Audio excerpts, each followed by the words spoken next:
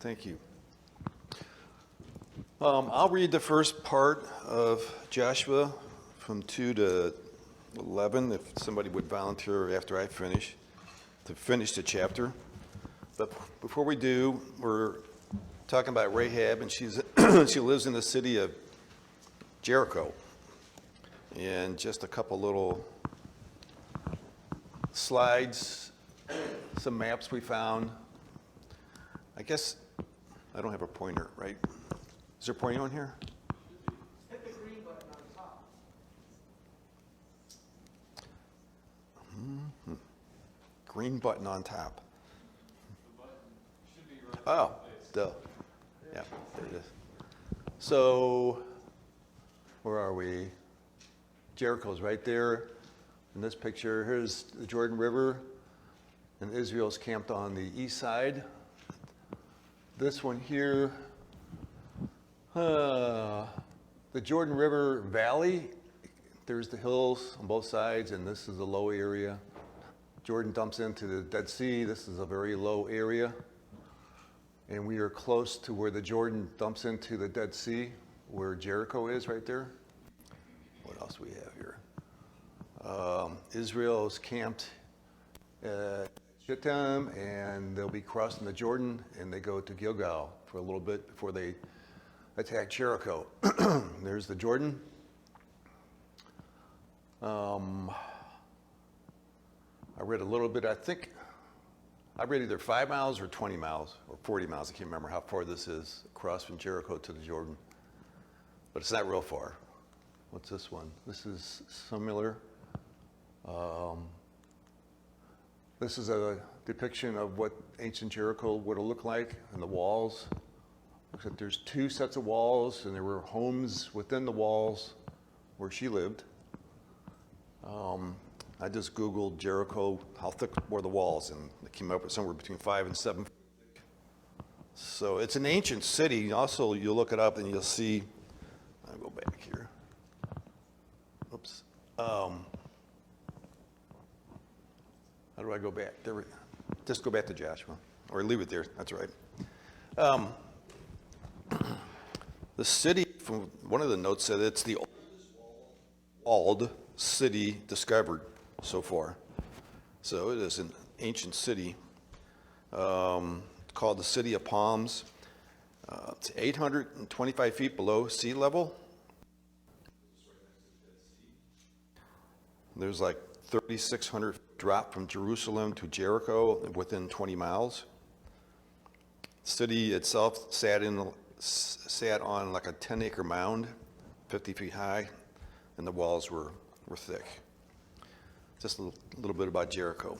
It was also in an area where traveling routes intersected and whatnot, so obviously a city would develop there.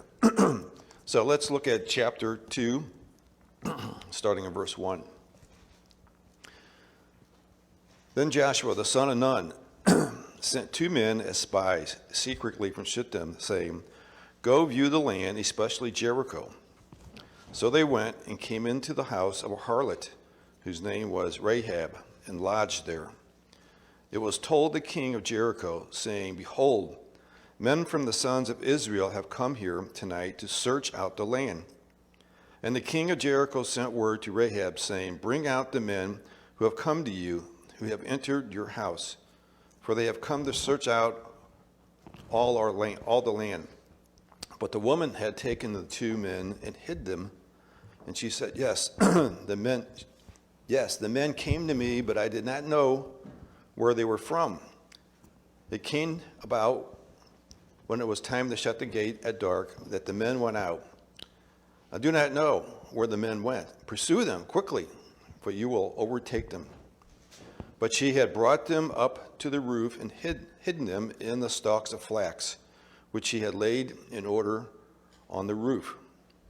So the men pursued them on the road to the Jordan, to the fords. As soon as those who were pursuing them had gone out, they shut the gate. Now before they lay down, she came up to them on the roof, and she said to the men, "I know that the Lord has given you the land, and that the terror of you has fallen on us, and that all the inhabitants of the land had melted away before you.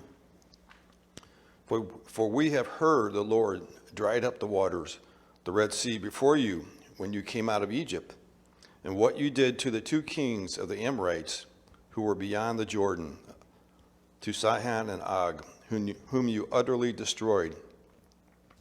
When we heard it, our hearts melted, and no courage remained in any man any longer because of you. For the Lord your God, he is God, in heaven above and on earth beneath. Somebody else continue reading?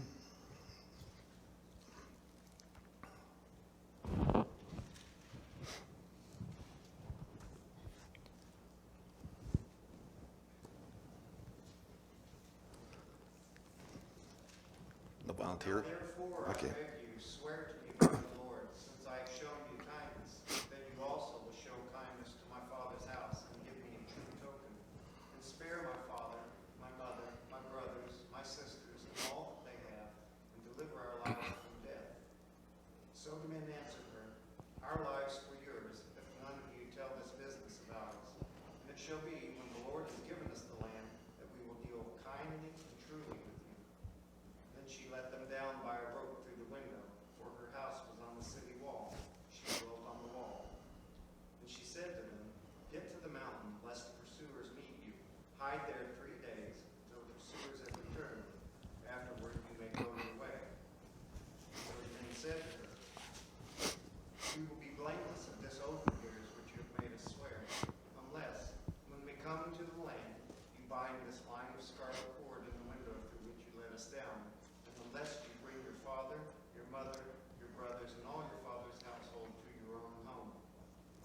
So it shall be that whoever goes outside the doors of your house into the street, his blood shall be on his own head, and we will be guiltless.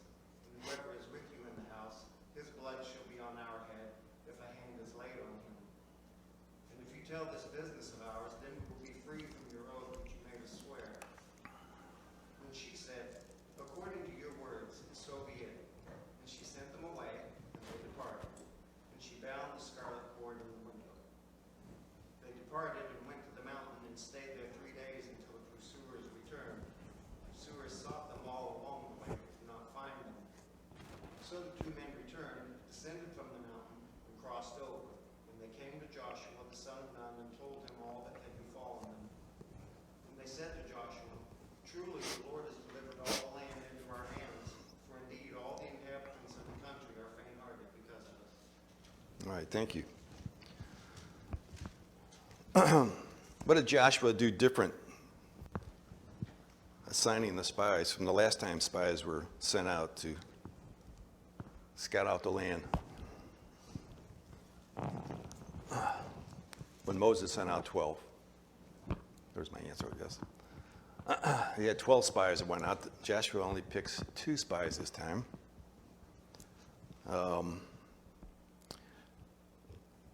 Where did they wind up going? What is Rahab known for? Yeah. It's called a harlot. She's repeatedly identified that way. She hides the men. First of all, it's interesting, we saw that map with the city. She tells them, where does she tell the king where the men went? What direction? Did you pick that up?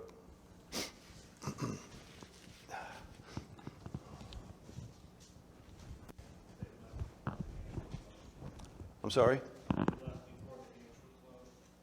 Yeah, and which direction? Remember?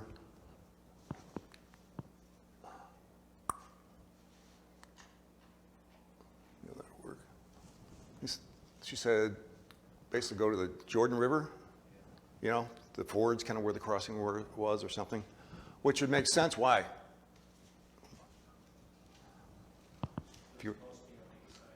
Yeah, their camp, Israel, is on the other side of the Jordan, so that would make sense.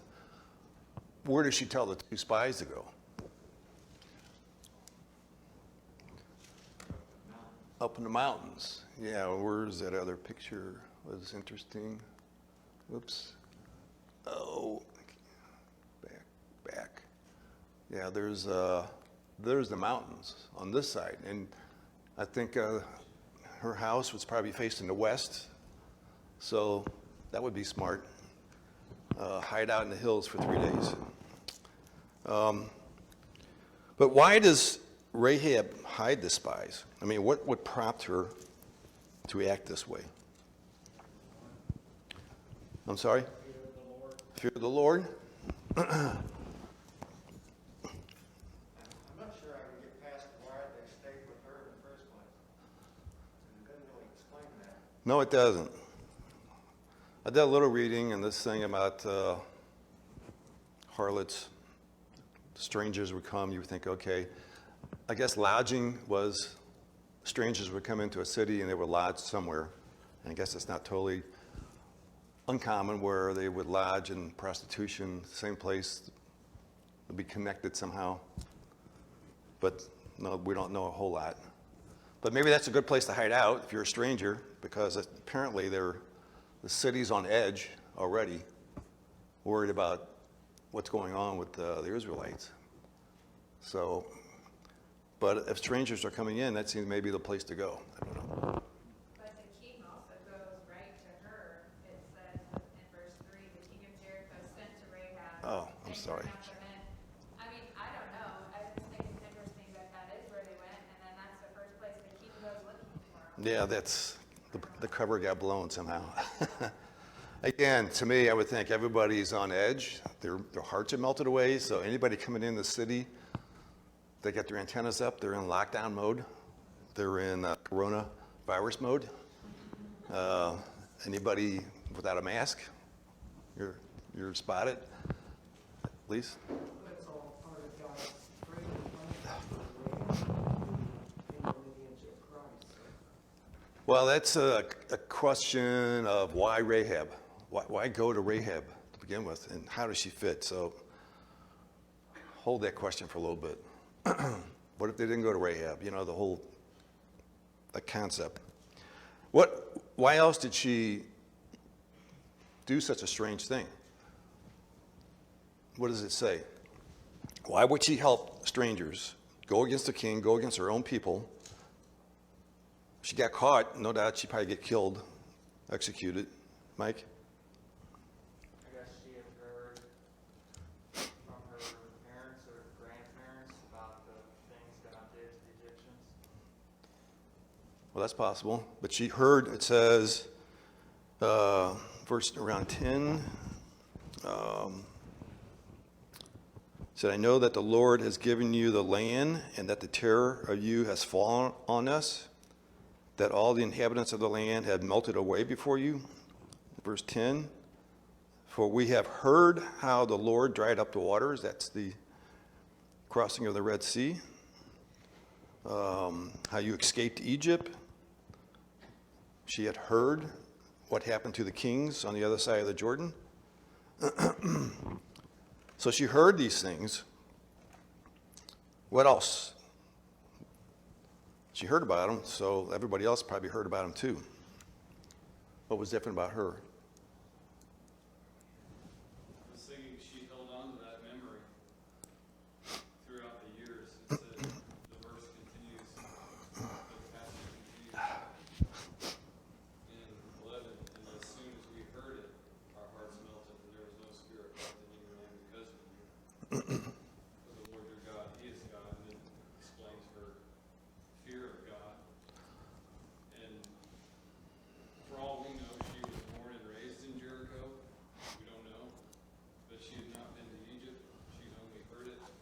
And what she's expressing here, it sounds like the entire city melted, their hearts melted from that point of time and just remained melted in fear of God. And then now, here He is on their doorstep. But she is singled out uniquely because of everybody else in Jericho. She believed what she heard. She not only believed what happened to people, she believed, it says in verse 11, the Lord your God, He is God in heaven above and on earth beneath.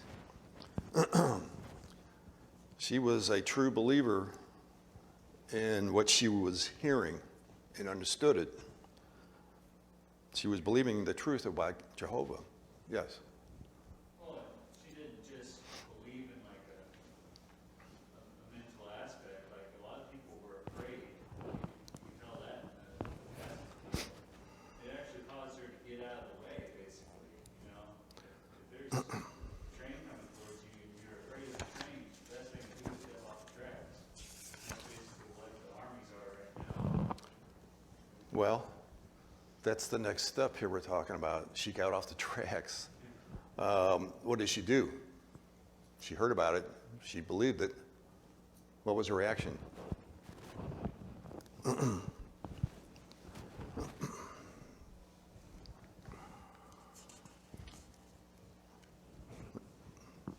We know. Yes, David. Well, she knew that the Lord left the land to them, or was giving the land to them, and she didn't want her and her family to be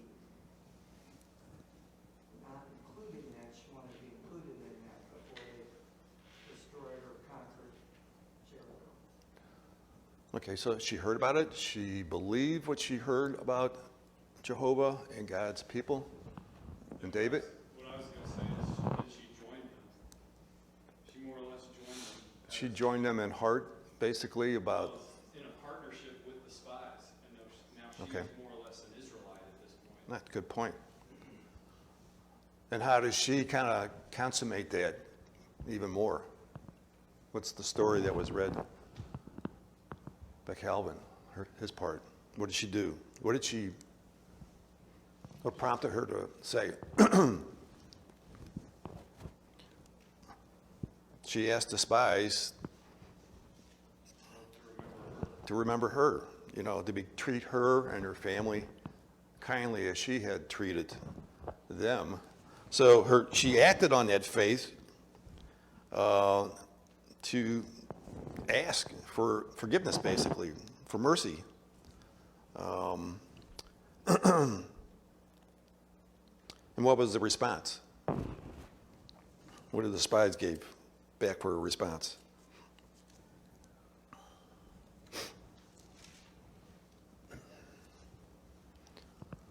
There's three things the spies said. They didn't say no. They said yes, but They told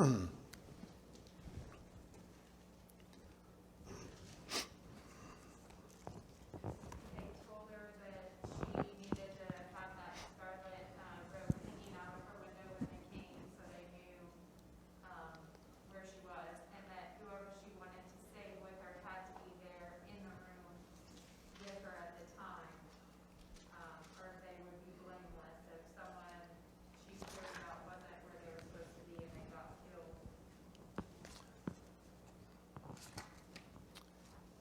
And they also swore her to secrecy. yes, tight lips. She was not allowed to talk about it with anybody else or let the king or anybody know about what was going on, obviously for those that had no interest in joining her in her faith and belief. So those are three things that she was told to do.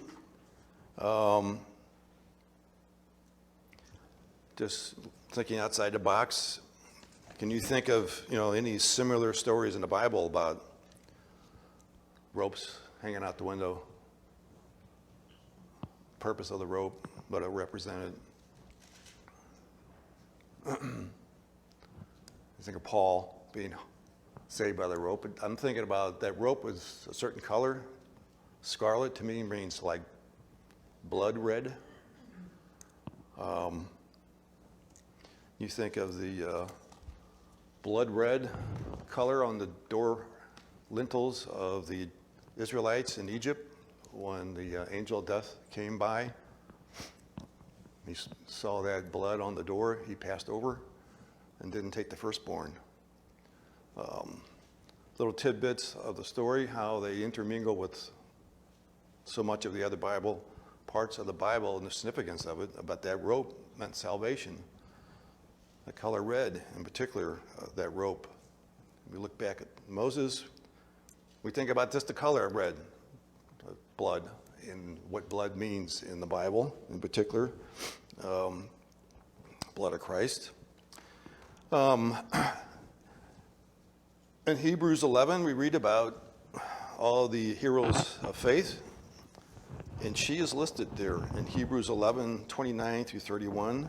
Pick that up here for a moment. It says, by faith they passed through the Red Sea, though they were passing through dry land, and the Egyptians, when they attempted it, were drowned. By faith the walls of Jericho fell down after they had been encircled for 7 days. By faith Rahab, the harlot, did not perish along with those who were disobedient after she had welcomed the spies in peace. She's praised for her faith. She's listed along with Sarah, the only two women I believe were listed in that group of people, mostly men of their faith. It's interesting when it says here in Hebrews that by faith Rahab the harlot did not perish along with those who were disobedient. Maybe we'll remember that when we get to all the battles and whatnot, people being wiped out and why. But this was not just at least in Hebrews, you're classified as being disobedient. It sounds like that is something being disobedient to God somehow, but we'll talk about that some more later. Also in James, on James 2, what does Rahab stand out for? Let's read James 2, verses 21 through 26.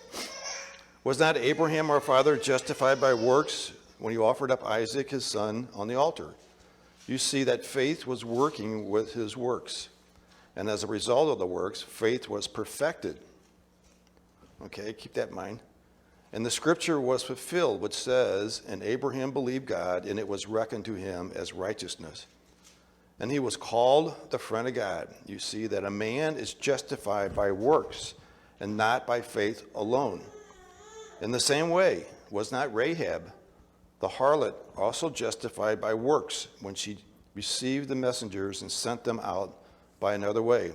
For just as the body without the spirit is dead, so also faith without works is dead.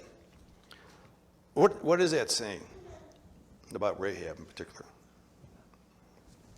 What is it saying about faith? It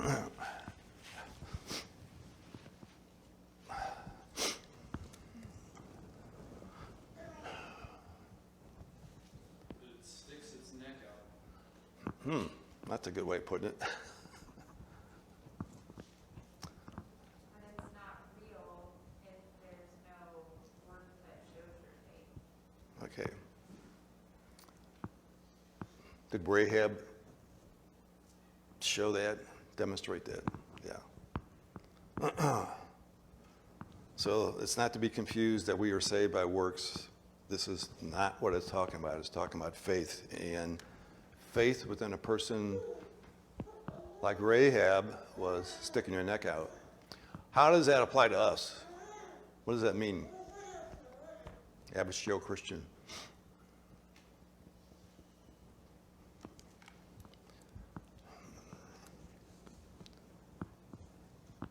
Yes. I just think that it shows that we need to step up, even if we're afraid. Like Rahab, I'm sure she was scared to death that the king would find out she was hiding them, but she did it anyway. I think sometimes I forget that I'm too scared to say something, or we need to have that confidence in that faith that we can step out of our box and that God will take care of it. We may find ourselves in a situation, maybe not nearly as bad as Rahab, but things where you're going to have to step out and take the risk to walk the walk with your faith. What's another example?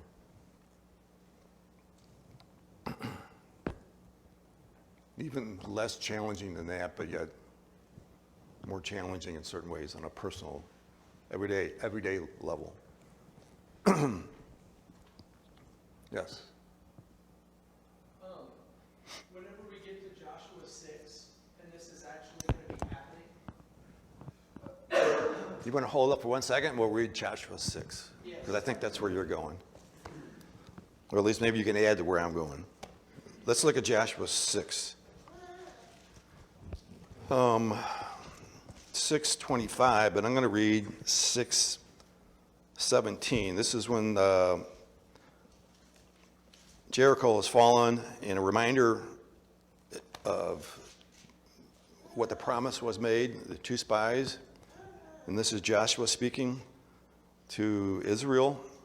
The city shall be under the ban, and all of it belonging to the Lord. Only Rahab the harlot and all who are with her in her house shall live, because she hid the messengers we sent. And then pick up on verse 22. Joshua said to the two men who had spied out the land, "Go into the harlot's house, bring the woman and all she has out there, as you have sworn to her." So the young men who were spies went in and brought out Rahab and her father and her mother and her brothers and all she had. They all brought out her relatives and placed them outside the camp of Israel. They burned the city with fire and all that was in it. Only the silver and gold and articles of bronze and iron they put into the treasury of the house of the Lord. However, Rahab the harlot and her father's household and all she had Joshua spared, and she has lived in the midst of Israel to this day, for she hid the messengers whom Joshua sent to spy out Jericho. Was that where you were going? Okay. So kind of back to my question about this faith and works and how they work together. What, as we finish the story more of Rahab, what did she do? Where is she now compared to where she was? Chapter 6.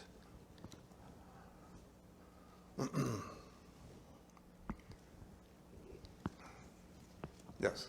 Well, she very literally left her whole life behind and was willing to start out and embark on something new, and in that way it's kind of a representation of what we do as Christians. Exactly. She left it all behind. Yes. I'm just thinking about how she's on the point of leaving it all behind. I mean, that's literally sort of what we do as Christians. We have to accept that everything we've got on earth is going to go away. I mean, heck, this building, the whole and the whole earth is going to burn someday. You know, we might not live to the day Christ comes back, but this is not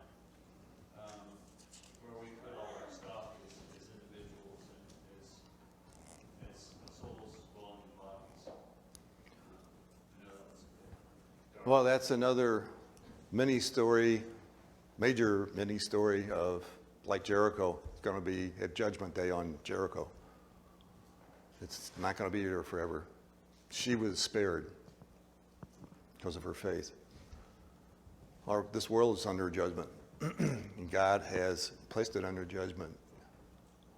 And he pleads with man to step away from that judgment through Christ, as she, in her faith, was through Jehovah. Like Adam was saying, kind of where I was going, I don't know where Ryan was going, but she made a change. It was a drastic change for her. Her whole life was changed.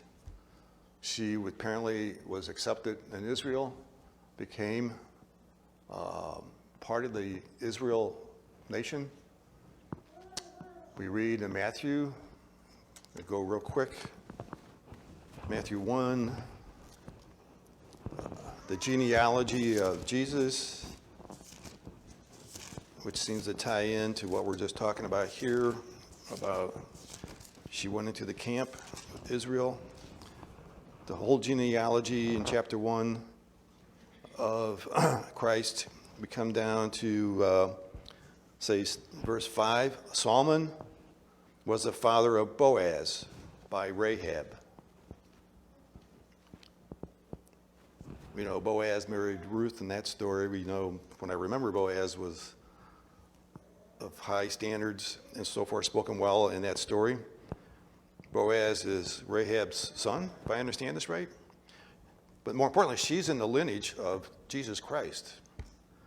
So she steps out of that world, that life she was living. And here we find, besides her life being changed, living with the Israelites, generations down the road, she's in the lineage of Jesus Christ himself. So quite a transformation in the Rahab the harlot from Jericho. Other thoughts and comments? Ryan, were you going to say something? I think that you've made all of these comments, but the one thing that stands out to me maybe the most about this whole story, still in Joshua chapter 6, when it says that the city and all that is in it is devoted to the Lord for destruction, especially whenever we get to Achan and the next chapter after this, he just took a little bit of stuff, which really makes the point that God's not messing around about that. Everything in this city is dead. It's all judged, and it's all for the fire. It's burned. Yeah. And so the very next sentence there is, but not Rahab. And the thing that you said last week when you were talking about the parallel with Joshua and Jesus and how their names are the same, in chapter 6 and verse 25, it says Joshua saved a life. That's Jesus. Jesus saved, and not only that, so you've got a condemned city, a condemned woman, a Gentile who's not the people of God, and a prostitute on top of all of that. And, you know, I think about the book of Joshua as a book of judgment and destruction an awful lot. But if we think about it as a story of Jesus, it's a story of salvation for those who have faith. And so we understand in that, again, that picture, that type, that there's the judgment, that there was judgment and Christ judging the world, and also a Savior. There's two sides to the coin that Joshua is her Jesus. That's basically what you're saying.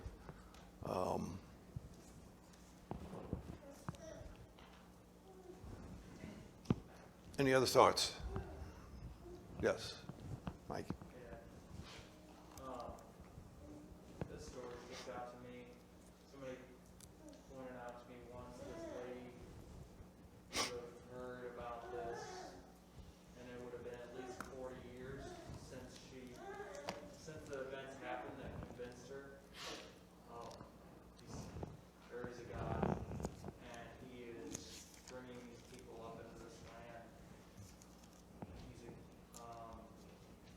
He destroyed Egypt, and she never saw that. I guess the equivalent would be something happened in the 80s. If we think back, we were never there. We probably weren't even alive. And in a way, it's similar to us. And so this woman has already become on the process of becoming a believer and converted. And I say all that to say, this is very encouraging to me when I think about our purpose, which is the exact same as the purpose of the Israelites. We're part of God's kingdom, and the prophets do a good job of explaining we're going to go out and do what the Messiah does. We're going to rebuild the ancient ruins, like Isaiah says, restore the former devastations, and we're going to bring this to other people. And you see the disciples doing that in Acts, and I was thinking,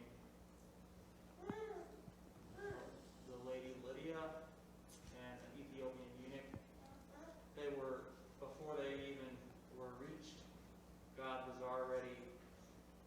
they were already on the process of becoming believers just from what they had seen. And then they hear, and they respond, and they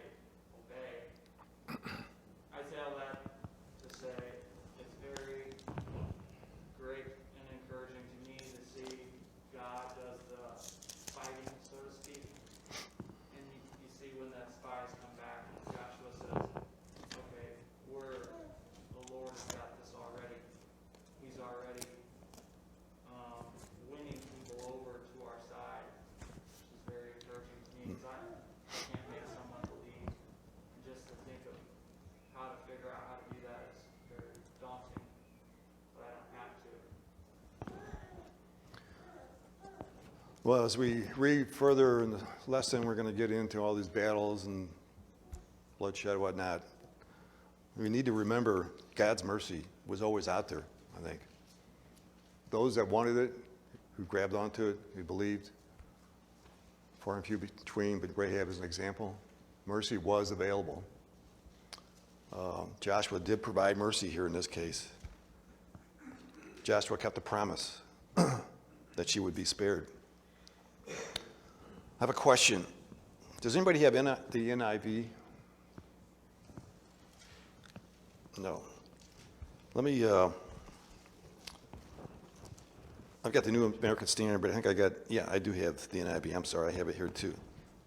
Definition of faith. One definition example that we see, but the most one we hear, faith. Hebrews 11. By faith we understand, now faith is the assurance of things hoped for, the conviction of things not seen. It's probably in most of your translations. How about the NIV? And here's my question. Does this definition of faith, does she fulfill that? Now, faith is the confidence in what we hope for and assurance about what we do not see.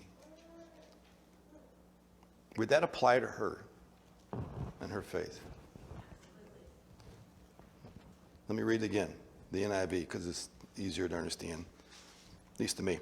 Now, faith is confidence in what we hope for. She's got hope. And assurance about what we do not see. She didn't see any of these things that she talked about. But she believed. What are your thoughts? It helped me a little bit better to understand what that definition of faith means. I can look at Rahab.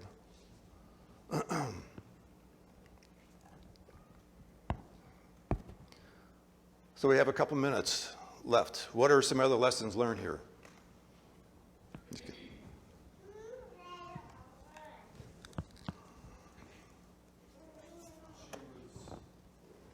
King David's great-grandma. Yeah? Great or great, somewhere. That's Great-grandmother. She had been there for the establishment of Israel, the onset of Israel into the Promised Land. I don't know how long she was there. That's how I'm going to remember it, but I'm kind of simple. I can relate. We talk about grandma, great-great-grandma. Grandma Rahab. What a story. Bob? The word that I was thinking about as we're reading this is, she was obedient. You know, the spies told her, do this and do exactly this, right? And, you know, I don't know how long exactly it was between those two times, but she did exactly what they told her, and she got exactly what she was promised. And so this idea of hope for what we can't see, I mean, she obviously had faith and hope that they were going to do what they said they were going to do. And so she did her part, they did their part. Yes. Glad you brought that word up, obedience, because that's key here. One of the things about obedience was stay in that house. Don't leave the house. If anybody goes outside the house, blood's on their head, not ours. Think of an application to us. Don't go back to the world. You know, when the time comes and Christ comes, or when your time comes, when it's too late, don't be caught in the world. Don't go back out where you came from. Stay in the comfort, in the arms of Christ. Keep that rope out the window, that anchor.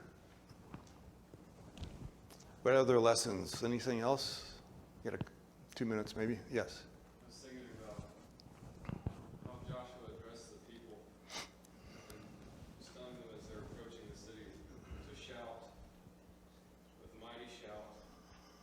And then I'm picturing the scene of him standing before a tremendous amount of people and shouting out among them, only Rahab, the harlot, and all who were in their household shall